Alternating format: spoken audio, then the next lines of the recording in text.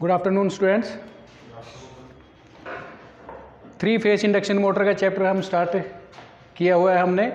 और पिछले 2 वीडियो जो हमारे 2 टॉपिक थे, एक में हमने क्या किया है 3 फेस इंडक्शन मोटर की कंस्ट्रक्शन, और दूसरे वीडियो में हमने जानने की कोशिश की थी कि 3 फेस इंडक्शन मोटर की डायरेक्शन ऑफ रोटेशन कैसे वो काम करती है, कैसे घूमती है 3 फेस इंडक्शन मोटर की वर्किंग।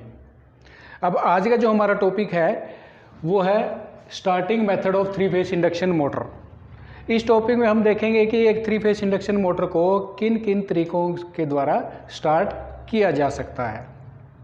लेकिन उससे पहले हम थोड़ा जानने की कोशिश करेंगे कि एक 3 फेस इंडक्शन मोटर है हमारे पास, अगर हम उसको सीधे तौर पर 3 फेस सप्लाई के साथ जोड़ दें तो क्या हो सकता है, लाइन पर उसका क्या प्रभाव पड़ेगा, क्या हमारी मोटर स्टार्ट होगी, अगर होगी तो किस कंडीशन में स्टार्ट होगी वो, क्या उसका प्रभाव सप्लाई और दूसरे उपकरणों पर पड़ेगा।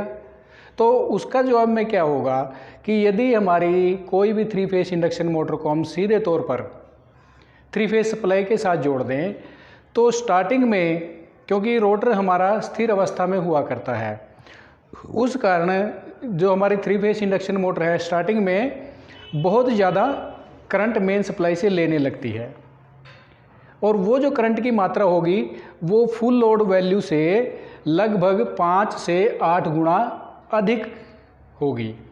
तो इसलिए जब हम 3 फेस इंडक्शन मोटर को सीधे सप्लाई पे अगर चलाते हैं तो वो स्टार्ट होने के लिए मेन लाइन से कम 5 से 8 गुना अधिक करंट लेना शुरू कर देती है। अब इस चीज़ के 2 नुकसान हो सकते हैं। पहला नुकसान क्या होगा कि जब 5 से 8 गुना अधिक मात्रा का करंट वाइंडिंग में से गुजरेगा तो क्या होगा, तो उसके जलने का खतरा बना रहेगा। दूसरी बात, यदि इतनी हैवी करंट वो स्टार्टिंग में हमारी 3 phase induction motor main supply से लेगी तो एकदम जो हमारा वोल्टेज है वो फ्लक्चुएट करेगा, काफ़ी कम हो जाएगा, और उस लाइन पर लगे हुए जो हमारे घरों में या हमारे वर्कशॉप में उसी लाइन पर 2 जो दूसरे विद्युत उपकरण जुड़े हुए हैं वो इससे प्रभावित होंगे, उनके ऊपर बुरा असर पड़ेगा, वो भी खराब हो सकते हैं, एक समय के लिए वो बंद भी हो सकते हैं। तो इन दोनों कारणों से कि एक तो हमारी जो 3 फेस इंडक्शन मोटर है उसकी वाइंडिंग सुरक्षित रहे, और दूसरा उस लाइन पर लगे हुए बाकी विद्युत उपकरणों के ऊपर बुरा असर ना पड़े, उसके लिए हमें एक डिवाइस की ज़रूरत पड़ेगी कि वो डिवाइस स्टार्टिंग करंट को कम कर दे और हमारी मोटर आसानी से ज़्यादा करंट लिए बिना स्टार्ट हो जाए और बाकी उपकरणों पर भी उसका असर ना पड़े। तो वो डिवाइस कौन सा होगा, वो डिवाइस हुआ करता है स्टार्टर। स्टार्टर एक ऐसा डिवाइस होगा जिसका प्रयोग हम 3 फेस इंडक्शन मोटर को स्टार्ट करने के लिए करेंगे, और ये जो स्टार्टर होगा ये मोटर के स्टार्टिंग करंट को एक लिमिट तक कंट्रोल करेगा और अधिक करंट लेने से उसको रोकेगा। अब 3 फेस इंडक्शन मोटर की अगर बात करें कि कितने प्रकार के स्टार्टर हम यूज़ कर सकते हैं, तो 4 प्रकार के हम स्टार्टर इस्तेमाल कर सकते हैं। डायरेक्ट ऑनलाइन स्टार्टर, जिसको शॉर्ट में DOL स्टार्टर कहा जाता है। दूसरा है स्टार डेल्टा स्टार्टर, तीसरा है ऑटो ट्रांसफार्मर स्टार्टर, और चौथा है रोटर रेजिस्टेंस, जिसको रियोस्टैटिक स्टार्टर भी कहा जाता है। अब बात ये आएगी, ये जो 4 प्रकार के स्टार्टर हैं ये किस कंडीशन में और किस प्रकार की मोटर के लिए इनका इस्तेमाल होगा। अब अगर इस चीज़ की बात करें तो जो तो हमारी मोटर है 5 HP तक रेटिंग की अगर कोई मोटर है हमारी, उस रेटिंग की मोटर अधिक करंट लाइन से नहीं लेती है, और उसके लिए हम ड्यूअल स्टार्टर का इस्तेमाल करते हैं।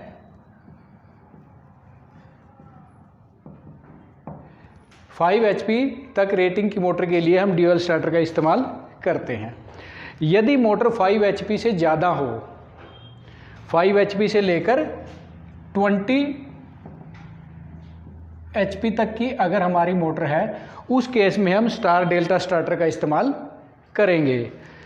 अगर हमारी मोटर 20 HP से अधिक रेटिंग की है तो उसके लिए हम ऑटो ट्रांसफार्मर स्टार्टर का इस्तेमाल करेंगे। अगर तो HP की बात करें, HP के अकॉर्डिंग ये 3 स्टार्टर हमारे हैं, और ये जो तीनों स्टार्टर हमारे होंगे ये स्क्विरल केज इंडक्शन मोटर के लिए इस्तेमाल किए जाएंगे।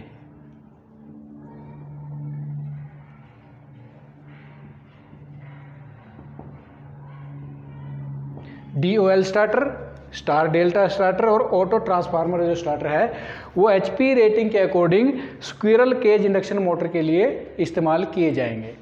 अब स्क्विरल केज इंडक्शन मोटर के अलावा एक मोटर हमने और डिस्कस की थी, slip ring induction motor. Slip ring induction motor अगर कोई सी भी है, किसी भी रेटिंग की है, तो उसके लिए हम केवल एक ही प्रकार का स्टार्टर इस्तेमाल करेंगे और वो होगा रोटर रेजिस्टेंस, जिसका दूसरा नाम रियोस्टैटिक स्टार्टर है। ये जो स्टार्टर है चौथे नंबर पर, ये केवल स्लिप रिंग इंडक्शन मोटर के लिए ही इस्तेमाल किया जाएगा। अब आज का जो हमारा टॉपिक है वो है direct online starter, DOL starter.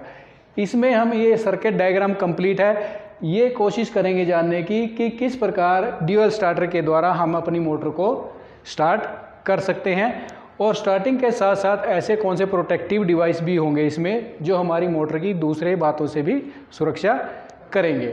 तो डिस्कस करेंगे हम। सबसे पहले ये हमारी 3 फेज इंडक्शन मोटर है, ये हमारी 3 फेज सप्लाई है, R, Y, B और न्यूट्रल। अब ये जो 3 फेज सप्लाई है और ये हमारी 3 फेज इंडक्शन मोटर है, क्योंकि DOL स्टार्टर है इसका मतलब ये मोटर की रेटिंग 5 HP मैक्सिमम तक इसकी रेटिंग है। अब इस 3 फेज सप्लाई से इस मोटर को हम चलाएंगे और साथ में DOL स्टार्टर लगाएंगे तो कैसे सर्किट बनेगा। सबसे पहले तीनों फेज हम लेंगे, तीनों फेज में एक एक फ्यूज़ यूनिट होगी और उसके बाद हमारा एक TPIC मेन स्विच होगा जो मैनुअली ऑपरेटेड होगा। सबसे पहले हम क्या करेंगे, फ्यूज़ चेक करेंगे। अगर हमारे फ्यूज़ बिल्कुल सही है तब हम TPIC मेन स्विच को, मैनुअली ऑपरेटेड है ये TPIC, हाथ के द्वारा इस TPIC मेन स्विच को ऑन करेंगे। ऐसा करने से जो हमारी फेज सप्लाई है इन पॉइंट्स तक, पावर कॉन्टैक्टर जो हमारे हैं इनके ऊपर वाले पॉइंट्स तक हमारी सप्लाई आ जाएगी। उसके बाद अब हमारा DOL स्टार्टर का पोर्शन शुरू होगा। DOL स्टार्टर का जो सर्किट है वो किसी भी एक फेस और न्यूट्रल के बीच में हम लगा सकते हैं या फिर किन्हीं भी 2 फेसों के बीच में हम इसको लगा सकते हैं। तो जो हमारा DOL स्टार्टर का सर्किट है वो हमने एक फेस से लिया, उसमें भी एक फ्यूज़ होगा। फ्यूज़ के बाद ये ऑफ पुश बटन होगा, जो आपने DOL स्टार्टर देखा भी होगा, of push button red colour का हुआ करता है। ये ऑन पुश बटन है जो DOL स्टार्टर के ऊपर ग्रीन कलर का होगा। यहाँ पर हमने एक रिले कॉइल लगाई हुई है, ये रिले कॉइल का ऑक्सिलरी कॉन्टैक्ट हुआ करता है। ये हमारे पावर कॉन्ट्रैक्टर हैं जिसके 3 कॉन्टैक्ट्स हैं। ये हमारी प्रोटेक्शन के लिए थर्मल ओवरलोड रिले है, थर्मल ओवरलोड रिले का ये NC कॉन्टैक्ट है। ये हमारी मोटर है।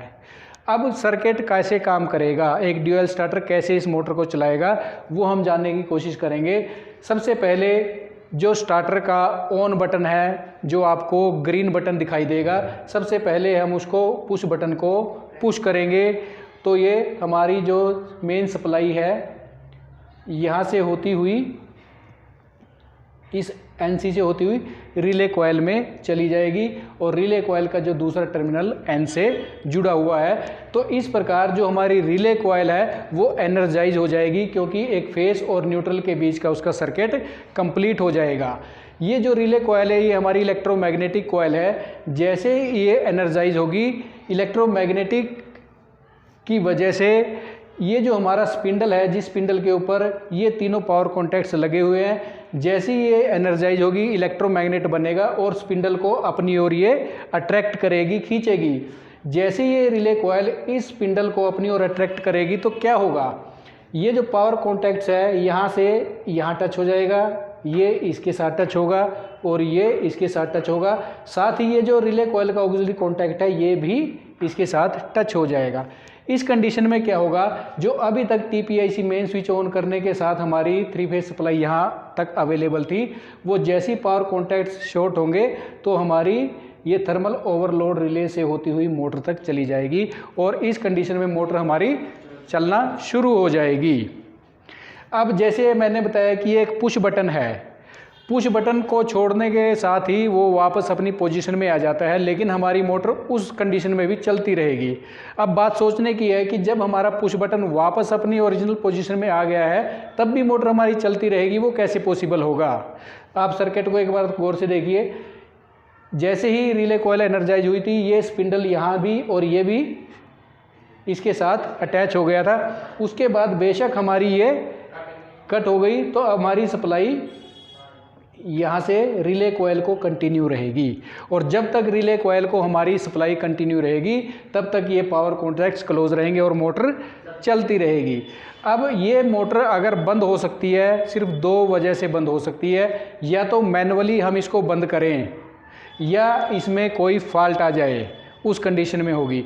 मैनुअली कैसे बंद होगी? जब भी हमें बंद करनी है हम ऑफ जो रेड बटन है उसको पुश करेंगे। जैसे ही पुश करेंगे ये कॉन्टैक्ट्स ओपन हो जाएंगे और ओपन होते ही हमारी जो रिले कॉइल की सप्लाई कट ऑफ हो जाएगी और ये डीमैग्नेटाइज हो जाएगी। डीमैग्नेटाइज होते ही स्पिंडल वापस अपनी ओरिजिनल पोजीशन में चला जाएगा और यहाँ से सप्लाई दोबारा कट ऑफ हो जाएगी और हमारी मोटर बंद हो जाएगी। ये तो था अगर हम चाहें मोटर बंद करना। अब दूसरी कंडीशन क्या है कि हमारी मोटर ओवरलोड हो जाती है किन्हीं भी कारणों से, तो उसकी प्रोटेक्शन के लिए हमने स्टार्टर में एक एडिशनल प्रोटेक्टिव डिवाइस लगाया हुआ है, थर्मल ओवरलोड रिले, जिसका एक एनसी रिले कॉइल के सर्किट में दिया गया है।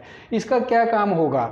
जैसे ही हमारी मोटर ओवरलोड होगी, ओवरलोड कंडीशन में क्या होता है, मोटर गर्म होना शुरू हो जाती है, मेन सप्लाई से अधिक करंट लेना शुरू कर देती है, और ये जो मेन सप्लाई में से अधिक करंट गुजरेगा तो ये थर्मल ओवरलोड रिले उसको सेंस करेगी, और सेंस करने के साथ ही ये जो थर्मल ओवरलोड रिले की स्ट्रिप्स हैं ये एक्सपेंशन शुरू हो जाएगी, इनमें ये फैलनी शुरू हो जाएंगी, और जैसे ये फैलेंगी हमारा स्पिंडल भी आगे की तरफ मूव कर जाएगा और ये सर्किट हमारा ओपन हो जाएगा। और जैसे ही ओपन होगा वही दोबारा प्रोसेस होगा, हमारी जो मेन सप्लाई यहाँ से होती हुई आई थी यहाँ आकर कट ऑफ हो जाएगी और रिले की सप्लाई बंद हो जाएगी, और रिले जैसी डीमैग्नेटाइज होगी ये पावर कॉन्टैक्ट्स हमारे ओपन हो जाएंगे और मोटर हमारी बंद हो जाएगी। तीसरी, कोई फ्यूज़ उड़ जाए हमारा, कोई भी फ्यूज़ अगर मेल्ट हो जाएगा तब भी हमारी सप्लाई बंद हो जाएगी और मोटर बंद हो जाती है। तो इस प्रकार ड्यूअल स्टार्टर के द्वारा हम अपनी 3 फेज इंडक्शन मोटर को स्टार्ट भी कर सकते हैं, साथ में एडिशनल प्रोटेक्शन भी दे सकते हैं। इसमें सबसे ज़रूरी काम क्या है कि मोटर को स्टार्ट रखने के लिए हमारी जो रिले कॉइल है, जो इलेक्ट्रोमैग्नेटिक रिले कॉइल है, इसको एनर्जाइज करना ज़रूरी है। जब तक ये एनर्जाइज रहेगी हमारी मोटर चलती रहेगी। हमें खुद बंद करनी है या किसी फॉल्ट की अवस्था में, ओवरलोड कंडीशन में अगर मोटर बंद होती है वो भी रिले कॉइल को डीमैग्नेटाइज करके ही होती है। तो रिले कॉइल हमारा इस स्टार्टर का मेन कंपोनेंट है जो मोटर को स्टार्ट करने में भी और बंद करने में भी मुख्य काम करती है। तो आज के टॉपिक में कि हमने 3 फेज इंडक्शन मोटर को स्टार्ट करने के लिए स्टार्टर की आवश्यकता क्यों होती है और एचपी रेटिंग और टाइप ऑफ इंडक्शन मोटर के हिसाब से कौन कौन से स्टार्टर हम यूज़ करेंगे। First of all dual starter जो हमने आज किया है उसको जानने की कोशिश की हमने कि 3 फेज सप्लाई से 3 फेज इंडक्शन मोटर जो हमारी 5 HP तक रेटिंग की है उसको ड्यूअल स्टार्टर से हम कैसे स्टार्ट करेंगे। Thank you.